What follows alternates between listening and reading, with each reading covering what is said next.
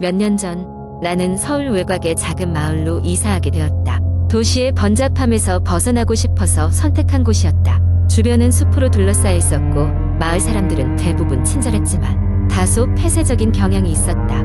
특히나 내가 이사간 집에 대한 경고를 하는 사람들이 많았다. 아니나 다를까 그 집은 오랫동안 비어 있었고 주변 사람들은 그곳에서 밤의 소리가 난다고 수군거리곤 했다. 처음 몇 주 동안은 아무 문제 없이 지냈다. 하지만 어느 날 밤 나는 이상한 소리에 잠에서 깼다. 무언가 긁히는 소리였다. 처음에는 바람 소리려니 하고 다시 잠들었지만 그 소리는 매일 밤 반복되기 시작했다. 나는 그 소리에 점점 예민해져 갔고 마침내 그 소리가 벽 속에서 나는 것임을 알아차렸다. 두려움이 밀려왔지만 용기를 내어 벽을 두드려 보기도 했다. 하지만 돌아온 것은 정적뿐이었다. 그러던 어느 날 마을의 노파가 내게 다가와 조심스레 말했다. 그 집에는 원기가 머무르고 있어요. 오래전에 이 마을에서 죽임을 당한 소녀의 영혼이지요. 그녀는 내게 그 영혼을 진정시키기 위해서는 특별한 의식을 치러야 한다고 조언했다. 나는 반신반의하면서도 노파의 말을 따르기로 했다.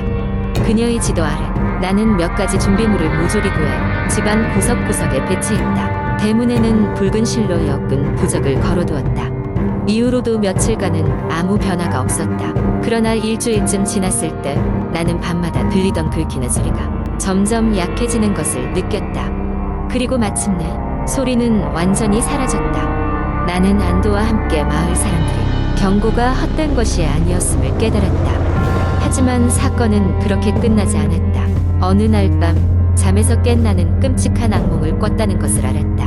꿈속에서 나는 그 오래된 집의 지하실에 갇혀 있었고 벽에는 수많은 손자국과 발자국이 난무하고 있었다. 그리고 어딘가에서 아이의 울음소리가 들려왔다. 이상한 것은 그 지하실을 본 적이 없다는 것이었다. 집을 처음 살펴볼 때도 지하실로 내려가는 계단은 찾을 수 없었기 때문이다. 꿈의 여파로 잠이 오지 않던 나는 새벽녘에 일어나 집안을 뒤지기 시작했다.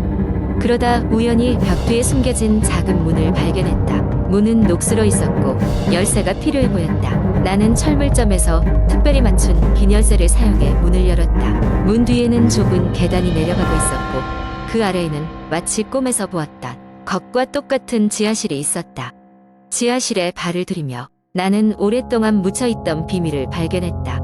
낡은 일기장과 함께 작은 물건들이 곳곳에 흩어져 있었고 천장에는 얇은 실로 묶인 종이 인형들이 매달려 있었다.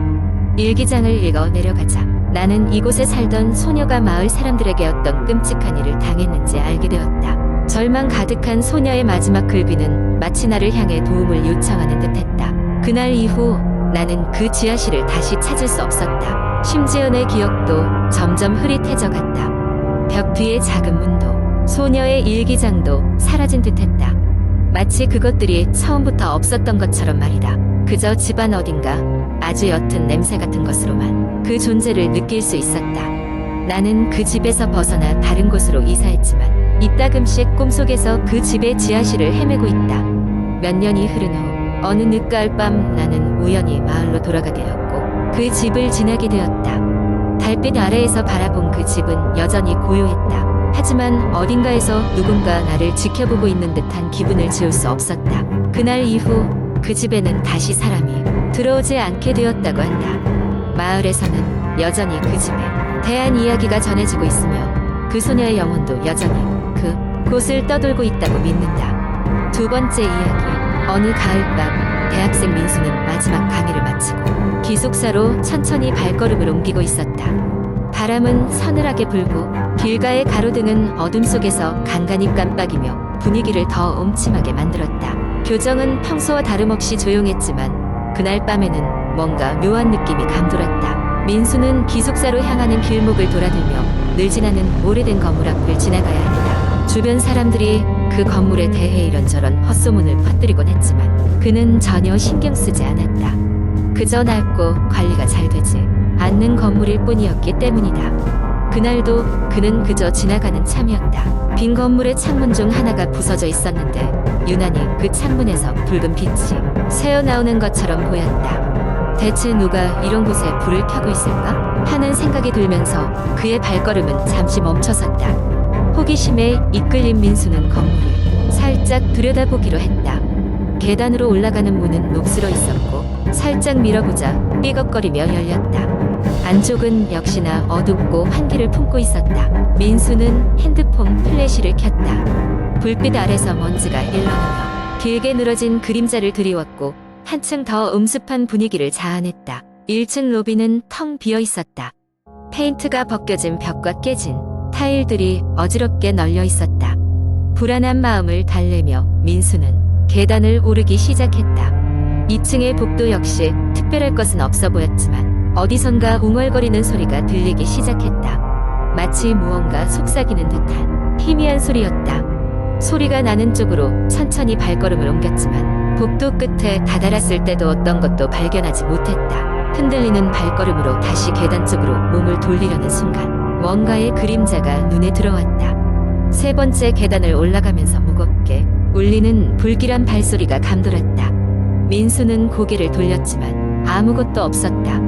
허나 그의 마음 한구석에서는 점점 커져가는 불안감이 엄습했다. 그 불길한 느낌을 떨쳐내기 위해 애써 무시하려 했지만 의지와 상관없이 한눈을 팔고 마는 스스로를 발견하고 말았다. 3층에 다다르자 민수는 순간 굳어버렸다. 복도 끝에 누군가 서 있었다. 아니, 무언가가 있다고 해야 맞을 것이다. 그것은 인형처럼 꼼짝 않고 서 있었고 반짝이는 무언가가 그 공간에서 힘차게 빛을 내고 있었다. 용기를 내 가까이 다가가자 그것은 녹슨 거울이라는 것을 알았다. 거울이라니. 민수는 속으로 중얼거렸다. 그런데 그것의 표면에는 무언가 써 있었다. 흩어져 있는 먼지 위에 희미하게 쓰여 있는 글자들. 도와줘라는 두 글자. 거울에 비친 자신의 얼굴 위로 흘러내리는 식은땀을 민수는 처음으로 온몸으로 느꼈다. 갑자기 그 공간이 마치 무언가에 빨려 들어가는 듯한 기분이 들었다. 시간 감각이 사라지고 주위의 공기가 점점 무거워지면서 그는 숨이 막힌 듯한 느낌을 받았다. 모든 것을 놓아버리고 뒤돌아 도망치기로 결심했을 때 어디선가 들려오는 낮고 우는 듯한 소리가 그의 발걸음을 붙잡았다. 가면 안 돼. 민수는 온몸에 털이 곤두서며 비명을 지르려 했지만 목소리가 막혔다. 필사적으로 몸을 움직이며 그 공간을 빠져나오려는 순간 거울 속에서 갑자기 검은 손이 튀어나와 그의 손목을 붙잡았다. 그것은 마치 꿈을 꾸는 것처럼 비현실적이었지만 감촉은 너무도 생생했다. 몸이 그대로 얼어붙은 민수는 마음속 깊은 곳에서 무언가가 부서지고 있다는 느낌을 받았다. 그 손은 그를 놓아주지 않았고 민수는 마지막 힘을 다해 비명을 질렀다. 그러자 삽시간에 어둠이 걷히고 무거움이 사라졌다. 그는 정신없이 주위를 둘러보았지만 어느새 복도에는 아무도 남아있지 않았다. 놀란 가슴을 쥐고 뛰쳐나온 민수는 기숙사로 돌아와서야 비로소 자신의 손목에 남아있는 시커먼 자국을 발견할 수 있었다. 그것은 그에게 있어서 그 경험이 단순한 환각이나 악몽이 아님을 증명하는 흔적이었다. 그날 이후로도 민수는 그 건물을 다시는 가까이 하지 않았다. 그러나 그의 뇌리에는 언제나 그 거울 앞에 서 있던 그 소름 끼치는 순간이 선명하게 남아있었다. 그리고 종종 홀로 어두운 길을 걸을 때면 그는 뒤에서 느껴지는 시선을 썩여버리니 위에 애를 써야만 했다. 세 번째 이야기. 어느 작은 시골 마을에 위치한 오래된 폐가가 있었다. 그 집은 여러 해 동안 버려져 있었고 주민들은 그곳에 대해 불길한 소문이 많았다. 그중 가장 유명한 것이 수나미 할머니에 대한 이야기였다.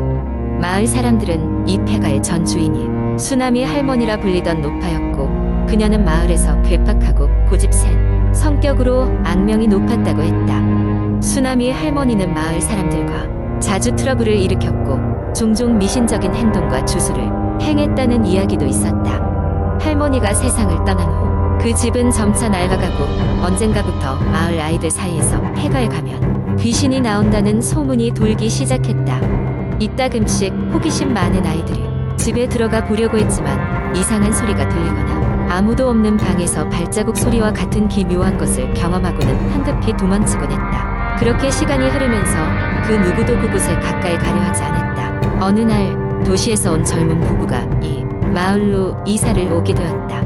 그들은 마을의 이런저런 괴담을 듣고 흥미를 느꼈고 특히 그 오래된 폐가의 매력을 느끼기 시작했다. 부부는 그곳을 탐험해보고 개조하여 작은 카페로 꾸미면 좋겠다는 생각에 빠졌다. 그렇게 부부는 폐가 안으로 들어가 보기로 마음먹었다. 그들이 폐가에 들어섰을 때 집안은 차가운 공기와 함께 음산한 느낌이 가득했다. 벽지는 너덜너덜했고 바닥은 낡아 쓰러질 듯 삐걱거렸다. 하지만 이상하게도 벽난로 위 서랍에는 먼지가 하나도 없이 깨끗한 양초들이 줄지어 있었다. 부부는 곧 그곳이 누군가 정기적으로 드나드는 것 같은 기분이 들었다. 그러던 중 그들은 집의 가장 안쪽 방에서 오래된 일기장을 발견하게 되었다. 일기장에는 수나미 할머니가 적은 것으로 보이는 글들이 빼곡히 실려 있었다. 할머니는 마을 사람들에 대한 불신과 원망, 자신이 저주를 걸어놓은 것에 대한 이야기를 적어 놓았다. 특히 일기장 마지막 쪽에는 가장 마지막 저주는 끊을 수 없으리라라는 기이한 문구가 적혀 있었다. 그날 밤 부부는 집으로 돌아왔지만 기분이 왠지 모르게 찜찜했다. 특히 아내는 누군가 자신들을 쳐다보는 것 같은 불길한 기분을 지울 수가 없었다. 그날 밤 아내는 끔찍한 악몽에 시달렸다. 꿈속에서 그녀는 수나미 할머니와 같은 모습의 할머니가 자신에게 다가와 일기장을 돌려달라며 쉰 목소리로 반복해서 말하는 것이었다. 악몽에서 깨어났을 때 그녀는 차가운 땀에 흠뻑 젖어 있었다. 그날 이후로 부부는 폐가에 가는 것을 주저했지만 결국 그곳을 카페로 개조하겠다는 결심을 굳혔고 본격적인 공사를 시작하기로 했다. 작업 동안 이상한 사건들이 계속 일어났는데 공구가 사라졌다가 엉뚱한 곳에서 발견되거나 작업 중 누군가 뒤에서 속삭이는 소리가 들리는 등 묘한 일들이 이어졌다. 그러던 어느 날 저녁 남편은 마무리 작업을 하고 늦은 시간까지 폐가에 남아있게 되었다. 그날 밤 문득 뒤에서 끈적끈적한 눈초리가 느껴져 뒤를 돌아보니 수나미 할머니와 닮은 한 여인이 그를 노려보고 있었다. 깜짝 놀란 남편은 문으로 달려갔으나 여인은 순식간에 그의 앞에 나타나 그를 가로막았다. 그녀는 마치 작고 세약한 힘으로도 강력하게 그를 집어삼키려는 듯 그를 바라보더니 어느새 사라져버렸다. 그 이후로 부부는 이 폐가에서 카페를 운영할 수 없다는 것을 깨달았다. 그들은 그날 밤 모든 공구와 물건을 정리하고는 다시는 그곳에 들어가지 않았다. 수나미 할머니의 저주는 아직도 그곳에 남아있어 집을 찾는 이들을 기다리고 있었기 때문이다. 그 집은 결국 마을 사람들로부터 완전히 금기시되어 세월이 지나며 서서히 자연 속으로 잊혀져 갔다. 하지만 여전히 폐가는 밤이 되면 무언가가 움직이는 듯한 소리와 함께 그곳을 찾는 이들에게 서늘한 두려움을 선사한다고 한다. 그리고 그 집 앞을 지날 때마다 마을 사람들은 작은 속삭임이 들린다고 한다. 이곳에 오지 마시오.